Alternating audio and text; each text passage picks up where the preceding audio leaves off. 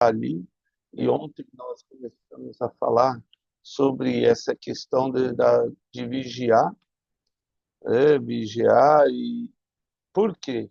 E ser vigilante aí. Tem um texto, Efésios 5,14, vamos lá para Efésios 5,14, é, onde a palavra do Senhor nos fala lá, não só sobre essa questão de vigiar, mas parece que a igreja estava adormecida. Ó, pelo que diz, desperta tu que dormes e levanta-te de entre os mortos, e Cristo te iluminará. Parece que tem uma ação assertiva aqui, na vida do cristão. Assim, Efésios vai falar, parece que tem um povo meio adormecido, né? Um povo meio que está ainda anestesiado, vamos dizer assim. E aí Jesus fala, ó, desperta tu que dorme aí, porque o dia já levanta, né? E, e se há uma coisa que é importante, é a palavra do Senhor. 1 Tessalonicenses 5,19, vai dizer isso também.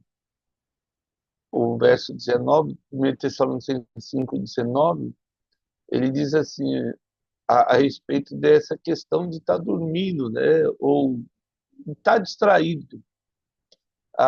Não apagueis o espírito, porque assim, ah, aquilo que Deus tem em nós vai se apagando conforme nós vamos ficando anestesiados pelo mundo, pelas paixões do mundo, pelo aquilo que o mundo tem nos oferecido.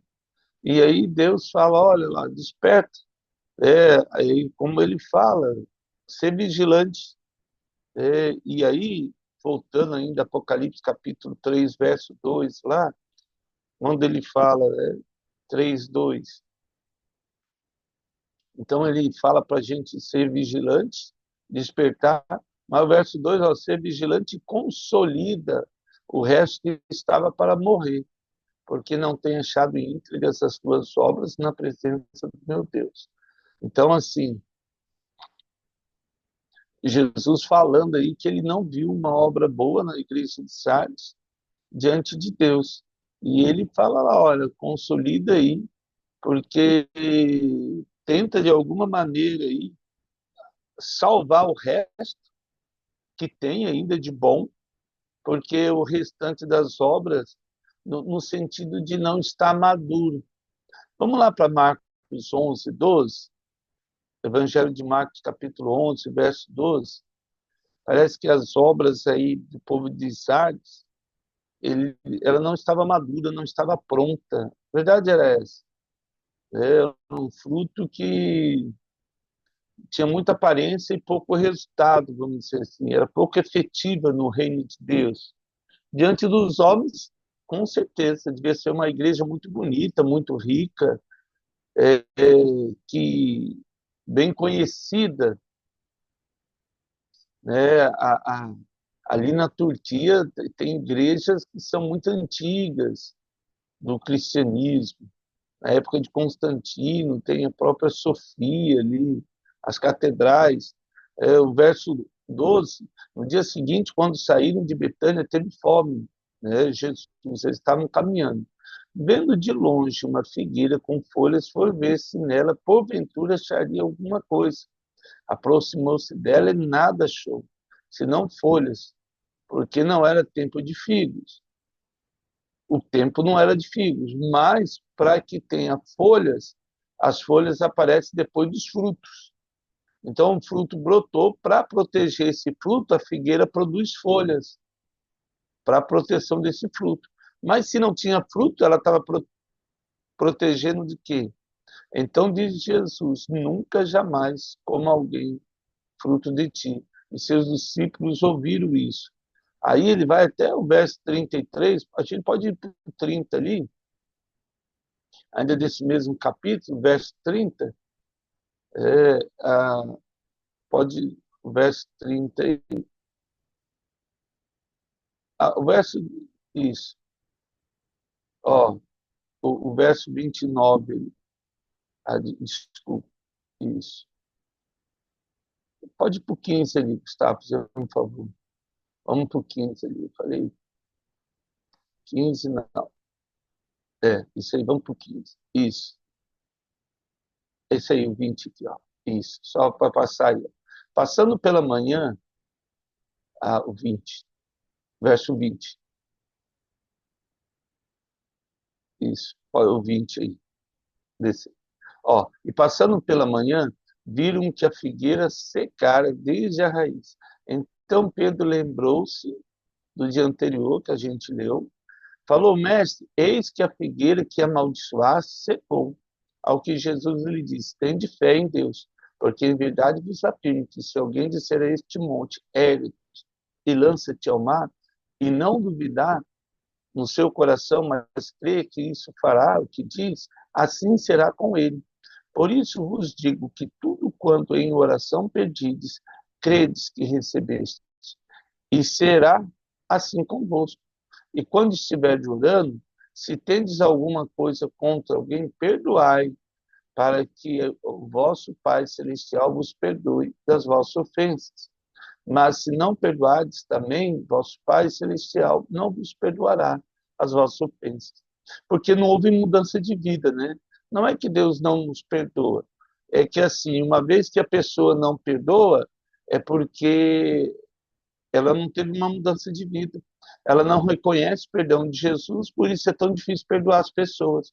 Uma vez que a gente não reconhece o perdão de Jesus, não vai pedir perdão pelos nossos pecados. Mas quando a gente entende isso e começa a ter uma mudança de vida e falar, nossa, Jesus, o Senhor tem sido tão bom comigo, né? As pessoas ofenderam, nossa, mas eu preciso perdoar, porque Jesus já me perdoou de tantas coisas. E esse trabalho na nossa mente vai transformando o nosso coração. Uma vez transformado o nosso coração, aí sim a gente pode orar com fé, porque a fé é a certeza das coisas que não se veem, nem mas creio que elas acontecem. O Hebreus vai dizer isso. Então, assim, quando a gente acabou de ler, ele fala lá, ó, ser vigilante, consolida o resto que estava para morrer.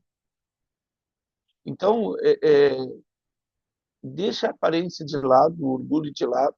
Essa figueira, ela tinha muita aparência, muita aparência, e não tinha nada. Ela ostentava um fruto, que não era tempo de dar fruto, mas ela se apressou, ou seja, ela quis aparecer. Às vezes as pessoas nem perguntam, e às vezes a gente está falando alguma coisa de nós mesmos que, por causa do orgulho, a necessidade de, às vezes, falar algo de nós mesmos. A Provérbios diz que seja o outro que glorifique aí o seu nome, seja o outro que fale de você. Vamos para Marcos 4, 29, Evangelho de Marcos. Então, é, essa igreja adormecida, as obras dela não eram uma obra íntegra. Ou seja, o fruto não era tempo, não era verdadeiro, vamos dizer assim. Marcos 4, 29, ele diz assim, e quando o fruto já está maduro, logo mete a foice, porque é chegada a ceifa. Vamos para trás um pouquinho, Gustavo, fazendo um favor, só para entender aqui, né?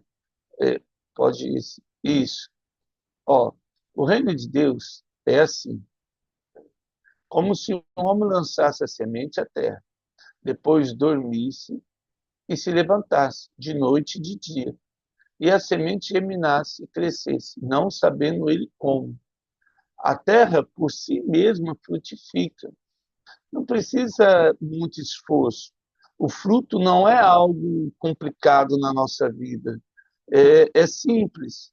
É acordar, adorar, glorificar a Deus, orar, vigiar, tudo trazendo à memória a mente de Cristo sobre nós, os pensamentos voltados para o altar de Deus, e Deus vai conduzindo a nossa vida ao querer dele. Às vezes tem lutas, eu acho um exemplo bem legal, o exemplo de Daniel, que a gente já fez um estudo sobre o livro de Daniel. O Daniel era um jovem da elite, né, de Israel. Ele era nobre, não só da elite, mas ele era nobre, ele era de uma linhagem real. Daniel. E aí, na adolescência dele, ele foi levado cativo, nu, acorrentado, humilhado, envergonhado. Então, o Deus que todo mundo falava, Yahvé, isso era muito importante. Não foi suficiente para livrar eles da mão de Nabucodonosor. Não foi isso.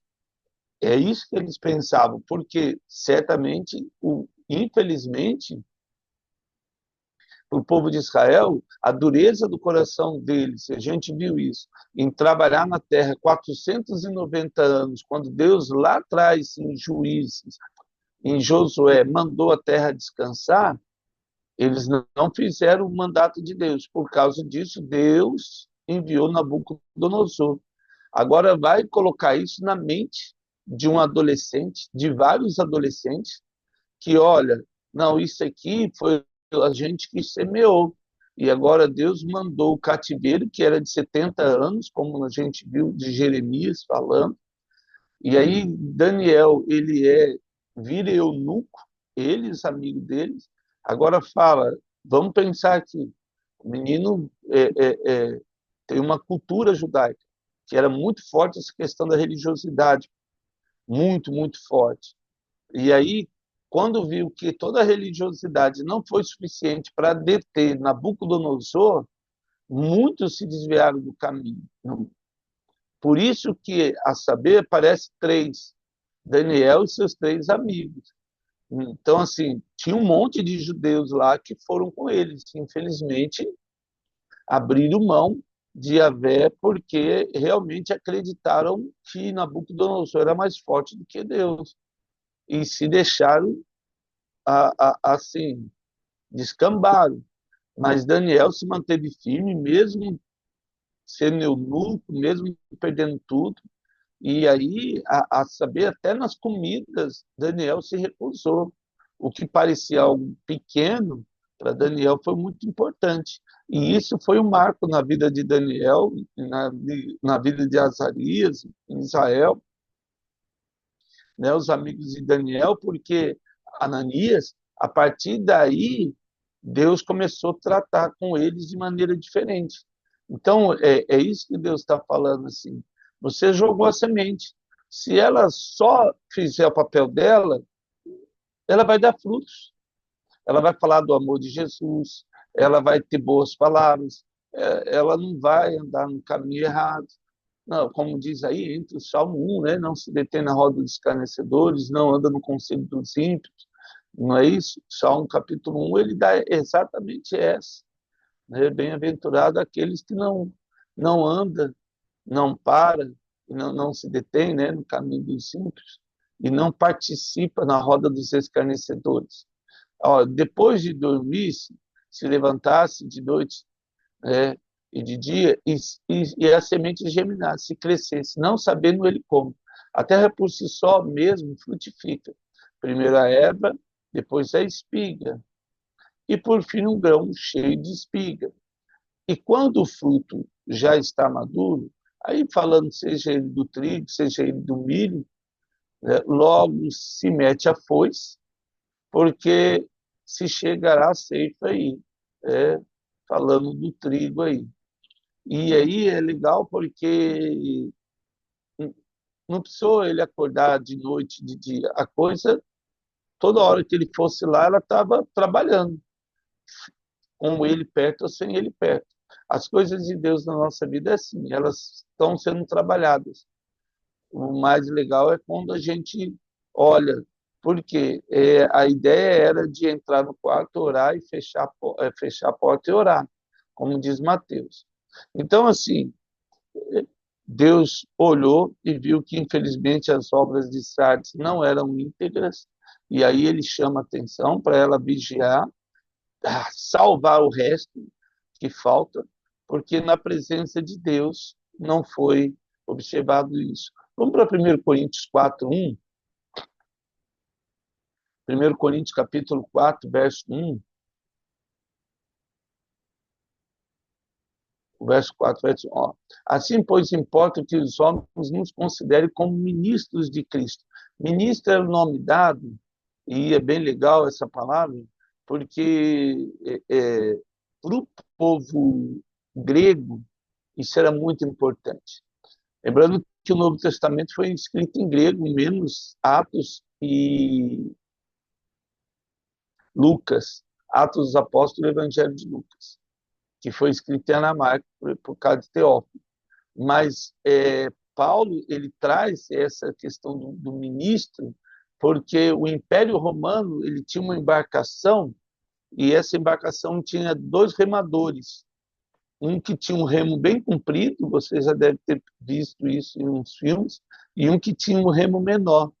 O nome desses remadores eram ministros, ou seja, o que fazia esse ministério de alavancar o barco. É aquele remo mais curto, ou seja, o que fazia mais força, é o que dava o tor ali para o barco. E o remo maior mantinha a velocidade. Mas o remo menor, quanto mais forte fossem esses ministros, mais rápido e veloz era o barco. E aí, quando Paulo fala, olha só, assim importa que os homens nos considerem como ministro, ou seja, aquele que vai fazer a maior força e dispenseiro do ministério de Deus. Ora, além disso, o que quer os dispenseiros? Que cada um deles seja encontrado fiel. Né? Todavia, a mim, muito pouco se me dá de ser julgado por vós outros no tribunal humano, nem tampouco julgo a mim mesmo, porque de nada me arguia a consciência. Contudo, nem por isso me dou por justificado, pois quem me julga é o Senhor. E aí Paulo vai fazer a defesa dele e ainda fala da questão das prisões dele, e aí ele vai falar para a igreja que o mais importante era estar fazendo a vontade de Deus e o julgamento dos homens pouco tem valor quando você está na presença de Deus. O importante é fazer aquilo que agrada o Senhor Jesus. E como dispenseiro, que cuida bem das coisas do Senhor. Isso é bem legal. Paulo, ele sempre traz essas metáforas aí, essas analogias, e isso despertava o povo, principalmente o gentil, porque nós já vimos que o Paulo era apóstolo dos gentios. Então, todas essas falas que ele falava, assim como Jesus pregava para os judeus, Paulo pregou para os gentios, porque Deus achou por bem fazer isso na vida de Paulo. Então, essas alegorias que ele eram usadas, ele usava porque o povo gentil, grego, romano, tantos outros que estavam ali, mesmo em Babilônia, os persas, os persas ainda iam surgir com força, aliás, já tinham surgido com força na época aí, ainda tinha esse restício aí desses impérios, essa população, né, essa cultura. Hebreus 4:12, vamos lá para Hebreus 4:12. Hebreus capítulo 4, verso 12. Aí o verso 12, ele diz assim, ó, 4:12. Então, ó, porque a palavra de Deus é viva e eficaz, mais cortante de qualquer espada. Né? E aí, esse texto a gente leu, e aí, ó, mais cortante que qualquer espada de dois gumes, se penetra até o ponto de dividir a alma do espírito junto e medulas e apta para discernir pensamentos e o propósito do coração. E não há criatura que não seja manifesta na sua presença. Pelo contrário, todas as coisas estão descobertas e patentes aos olhos daquele que temos de prestar contas. Ou seja, é, a gente sempre lia o verso 12, mas o verso 13 traz essa questão da presença e observação de Deus. E não importa a criatura, a saber, quando nós vemos lá, olha só, a serpente, ela foi condenada porque ela foi julgada por Deus e achada no pecado. Então, a gente já tratou sobre isso aí. Todo animal tem poder de recusar o pecado. E não estão livres do pecado, não. Tanto é que Deus condenou a serpente por ela ter se permitido ser usada por Satanás. A gente lembra quando a mula vai falar com Balaão, né, o jumentinho lá vai falar com Balaão, Deus usou ali o profeta lá que aparece lá de Jeroboão, né, que o leão mata o profeta e fica ali o jumentinho, o leão e o morto. Assim, Deus tem isso, né? Aqueles porcos que Jesus manda os demônios entrarem nos porcos e eles precipitam no abismo. Então, nenhuma criatura que não seja manifesta na presença, pelo contrário, todas as coisas estão descobertas e patentes aos olhos daquele a quem temos de prestar contas. Ou seja, um dia nós vamos estar diante de Deus para prestar conta de nossos atos. O cristão, ele está prestando conta hoje. Essa que é a questão. Nós já estamos hoje no tribunal de Deus. Como assim? Toda vez que eu vejo que eu erro, eu peço perdão a Deus, eu peço ajuda, Deus nos perdoa. Assim como diz em 1 João, capítulo 1, 8. Então, assim, toda vez que nós reconhecemos que estamos em pecado e precisa da misericórdia de Deus, ali nós já estamos sendo julgados pela cruz de Cristo, que nos rende, né, que nos tira de todo pecado. Agora, qual que é a questão? Muitos não reconhecem isso e estão indo. Mas um dia, assim como nós, também terão que prestar conta diante de Deus. Então, tudo que nós fazemos, nós haveremos de prestar conta diante do Senhor. O verso 3 do capítulo 3 de Apocalipse, vamos voltar lá, e aí não tem como escapar da mão vindoura de Deus. É impossível isso. O salmista vai falar isso, né? Onde esconderei de ti, no mais alto dos céus, no mais profundo do abismo? Ó, verso 3. Lembra-te, pois, que tens recebido e ouvido, guarda-te e arrepende-te, porque se não vigiares, virei como ladrão, e não conhecerás de modo algum em que hora virei contra ti. Ó, lembrar aí, vamos pegar lá Salmos, trazer a memória, né? Salmo 106, verso 4.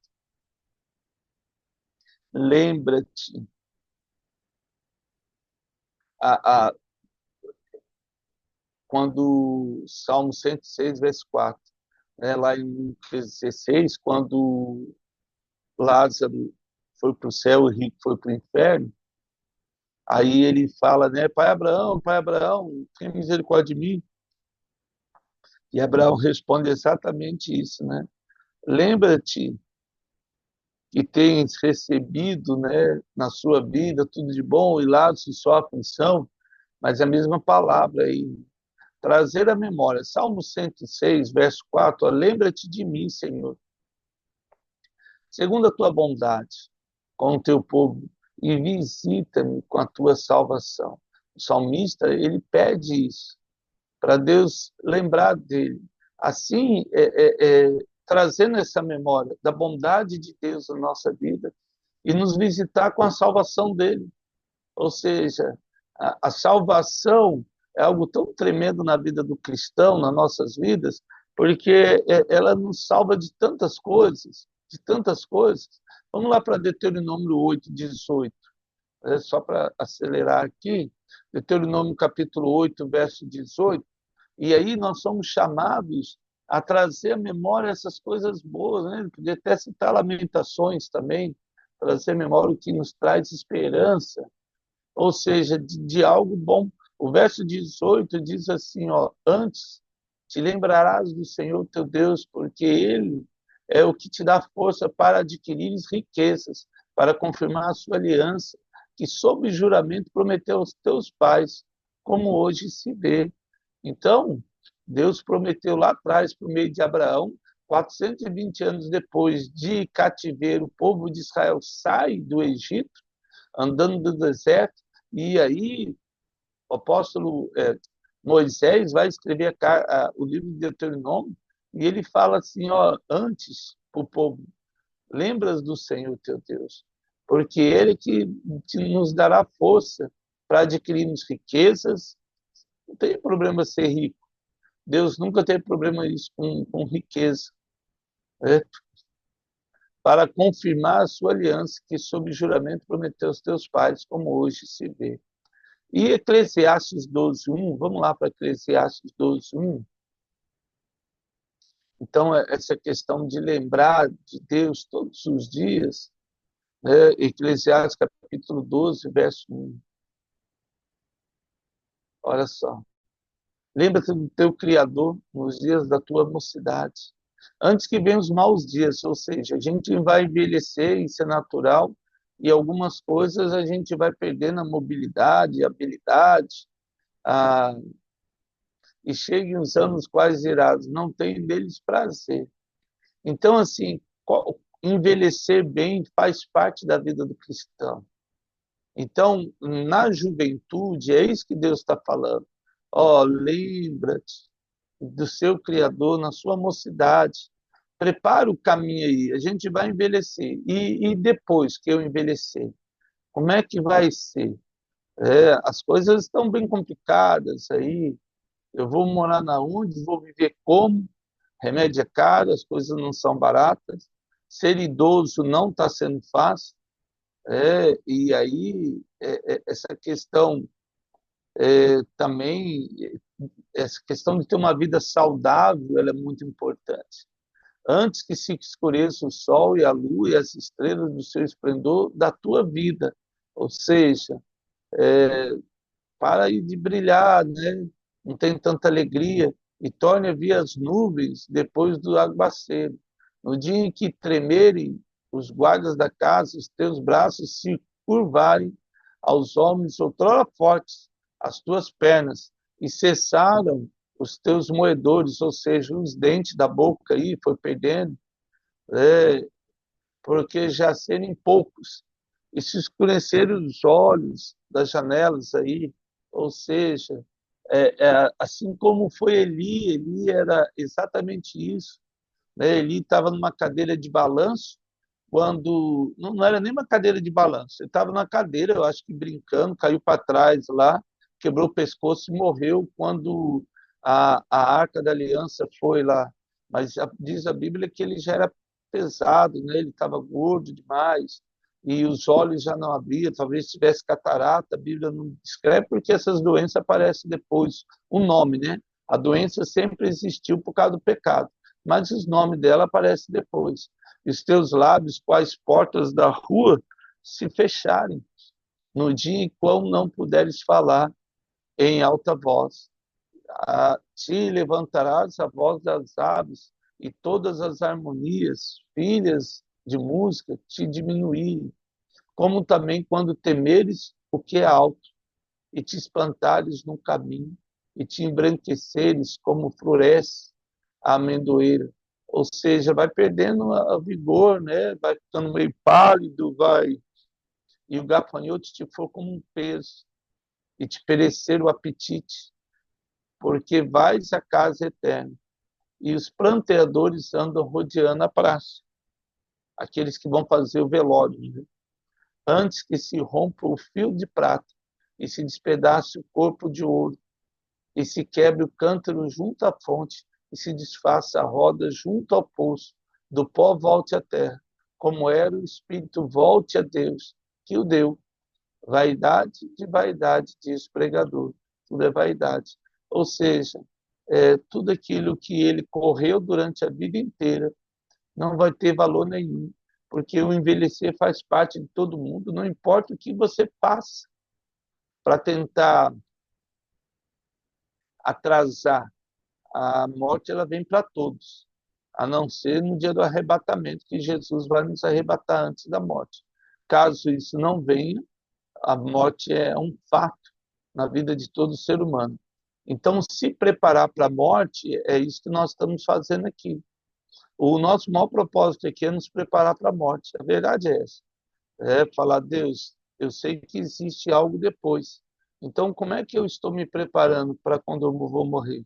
Se alguém que se preocupa com a morte, é alguém que se preocupa com Deus, porque ele sabe que vai morrer. Às vezes as pessoas, e é importante, elas têm muito medo da morte porque não se prepararam para ela. Isso é fato. A gente saindo hoje aqui, talvez amanhã não estejamos juntos. Faz parte da vida. E aí? Como é que vai ser esse encontro com Deus? Eu estou preparado? Me preparei? Ou, não, não, vamos pensar nisso. Tem que pensar. E se eu não morrer hoje, eu for envelhecer? Eu vou ter condições de pagar remédio, comprar remédio? Eu vou ter condições de me cuidar, de ter um convênio médico? Infelizmente, tudo isso a gente tem que pensar. Faz parte do envelhecimento. Né? Não tem como viver uma vida sem se preocupar com a morte. Se você é enterrado, não você é enterrado, enterro sai caro, né? Jazido sai caro. A morte não sai barata. Tudo isso é importante. Deus nos incomoda porque se a gente se preocupasse com a morte, viveria melhor. Essa é a verdade. Por isso que o próprio Salomão fala, feliz é ir você ir no velório mais até do que numa festa. Na festa ninguém está nem aí com nada. Agora no velório, a pessoa para e reflete, fala, eita, podia ser eu aí nesse caixão, então deixa eu me preparar aqui. Né? Que Deus hoje nos abençoe, nos oriente aí, que possamos trazer à memória tudo aquilo que está no caminho futuro, diante de Deus, na presença de Deus, porque os tempos são maus e curtos. Que Deus nos oriente. Amém? Então, uma palavra boa hoje é pensar nisso aí. Como é que eu estou caminhando para encontrar Jesus, o nosso noivo? Né? Pai, eu quero agradecer porque a tua palavra nos consola, o teu cajado nos guia, Pai. Que em nome de Jesus, o Senhor venha conduzir a nossa vida na tua presença. Como diz Salmo 23, guia-nos na vereda da justiça, ó Deus, em águas tranquilas nesse dia, para que seu nome seja glorificado em tudo em nós. Que eu lhe peço em nome de Jesus. Amém. Amados, que Deus nos abençoe nesse dia tão especial. Fique com Deus aí.